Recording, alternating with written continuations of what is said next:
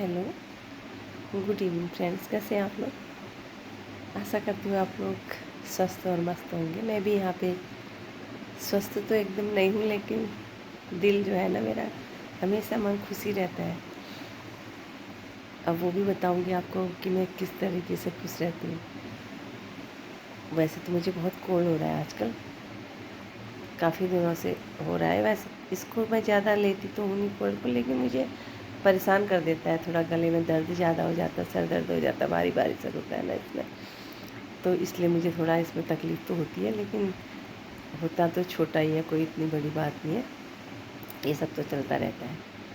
तो मैं आपको ये बताना चाहती हूँ कि मैं खुश कैसे रहती हूँ।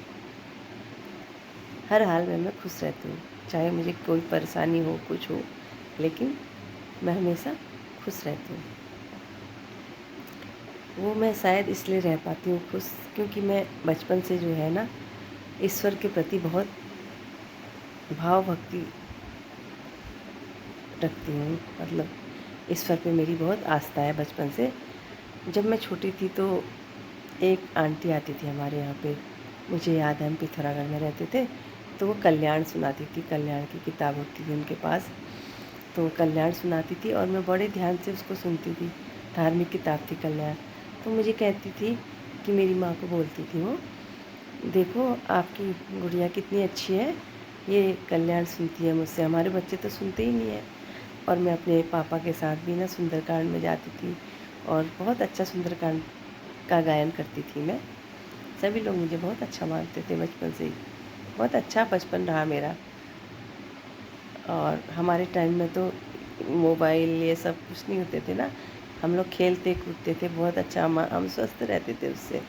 आजकल बच्चों को बस मोबाइल की एक तरह से हमें भी पड़ गई है लत। देखिए हमें भी एक तरह से लत ही है ये, जो भी है, लेकिन ज़्यादा अधिक बच्चों को इसे नहीं देना चाहिए। उनको खेल कूद भी कराते रहना चाहिए बीच बीच में, है ना। तो हाँ, जो मैं खुश रहती हूँ ना, तो मैंने क्या किया, तो इस और अपने को धार्मिक उसमें लगाया। बचपन से पता नहीं मैंने क्या लगाया, ईश्वर की कृपा ही होगी मेरे ऊपर ना, कि मुझे 12-13 साल में ज्ञान मिल गया श्री प्रेम रावत जी द्वारा। उनके महात्मा जी आते थे पहले से, तो उन्होंने मुझे ज्ञान दिया पिथौरागढ़ में। वो ज्ञान दे रहे थे और लोगों को, तो मुझे नहीं दे रहे थे छोटी है करके। मैं हटी नहीं वहाँ से, मैंने कहा मैं जाऊँगी नहीं जब तक मुझे भी नहीं दोगे, तो उन्हें देना पड़ा।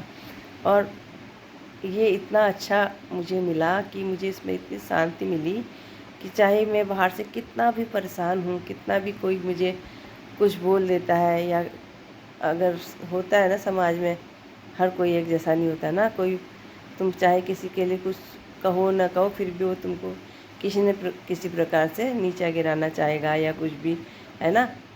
उल्टा तुम चाहे किसी से मतलब रखो ना रखो, उसको बहुत परेशानी रहती है। तो ऐसे वक्त पे जो हमें ये ज्ञान मिला है ना, इस वजह से शायद मैं इतने अपने आप को शांत रख पाती हूँ और खुश रख पाती हूँ। अगर मैं जवाब दे भी देती हूँ तो मतलब दिल से नहीं लेती हूँ।